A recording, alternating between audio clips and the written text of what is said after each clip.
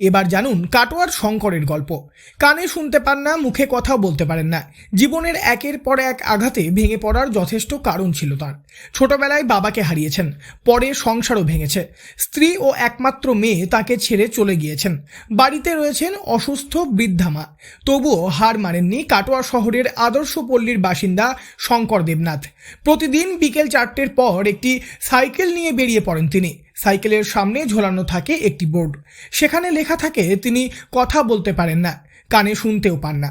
অসুস্থ মায়ের ওষুধ ও সংসারের খরচ চালাতে ধূপকাঠি বিক্রি করেন। সেই বোর্ডই যেন তার ভাষা, তার পরিচয়। গত 5 বছর ধরে কাটোয়া শহরের বিভিন্ন এলাকা, দোকান ও পাড়ায় পাড়ায় ঘুরে ধূপকাঠি বিক্রি করছেন শঙ্কর। কথার বদলে হাতের ইশারায় নিজের প্রয়োজন বোঝান, আর মানুষও তাকে বুঝে নেয়। কারণ তার পরিচয় একজন প্রতিবন্ধী মানুষ হিসেবে নয়, একজন পরিশ্রমী মানুষ হিসেবে। শঙ্করের জামাইবাবু সুব্রত রায় জানান, ছোটবেলা থেকেই তিনি বাক ও শ্রবণ প্রতিবন্ধী। সংসারের কঠিন পরিস্থিতির মধ্যেও কখনো অন্যের সাহায্যের উপর নির্ভর করে বসে থাকতে চাননি, বরং নিজের পরিশ্রমে বৃদ্ধা মায়ের ওষুধের খরচ জোগানোর চেষ্টা করে চলেছেন। দিন শেষে কখনো 150, কখনো 200 টাকা আয় হয়। সেই সামান্য উপার্জনই তার কাছে অনেক বড়। ও ছোট ও ছোট থেকেই আর কি বোবা, কথা বলতে পারে না। তারপর বাবা মারা যায় ছোটবেলাতেই কিছুদিন আগে। তো এখন ও বাড়িতে ওর মা একা হয়ে যায়, এবার আমাদের কাছে থাকে। তারপরের থেকে ওর মা আরও, তা এখন কি করবে সেই চিন্তা ভাবনা করছিল। তারপর আমরা ধূপকাঠির ব্যবসা আমাদের বাড়িতে ছিল, তখন আমরা ওকে বলি যে তাহলে ধূপকাঠি বিক্রি করতে ও যাক। তখন ও ধূপকাঠি বিক্রি করতে গেল। তা মোটামুটি ভালোই টুকটাক টুকটাক বিক্রি করছিল। স্ত্রী ও মেয়ে চলে যাওয়ার পর মানসিকভাবে ভেঙে পড়েছিলেন শঙ্কর। তখনই পরিবারের সদস্যরা তাকে ধূপকাঠি বিক্রির কাজে যুক্ত করেন। কাজের মধ্যেই ধীরে ধীরে তিনি নিজেকে সামলে তুলেছেন। এখন একদিন বাড়িতে বসে থাকতে বললেও রাজি হন না। তার একটাই কথা, 2টো ধূপকাঠি বেশি বিক্রি হলে মায়ের জন্য ওষুধ কেনা যাবে।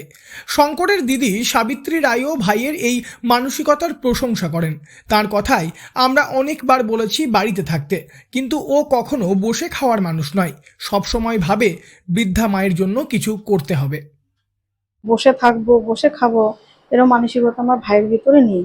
তা আমার হাজব্যান্ড, আমি না করেছি অনেকবার যে এরকম যেতে হবে না কোনো কিছু। তা আমার ভাই বলবে যে না, আমি কাজ করব, কেননা আমার মাকে খাওন পরন কিংবা ওষুধ মায়ের লাগে, বৃদ্ধ মা, এগুলো তো ওষুধপত্র লাগে। তা ভাইয়ের মানসিকতাটা খুবই ভালো। তবে প্রতিদিনের পথ চলা সহজ নয়। কানে শুনতে না পাওয়ায় রাস্তায় গাড়ির হর্ন শুনতে পান না। অনেক সময় দুর্ঘটনার মুখেও পড়তে হয়। তবুও থেমে যান না তিনি, কারণ তার কাছে পরিশ্রমী জীবনের ভরসা। কাটোয়ার বহু মানুষ আজ শঙ্করকে চেনেন। দোকানদার থেকে সাধারণ মানুষ, এমনকি বিভিন্ন সরকারি অফিস ও থানার কর্মীরাও তাকে স্নেহ করেন। কারণ শঙ্কর কখনো করুণা চান না।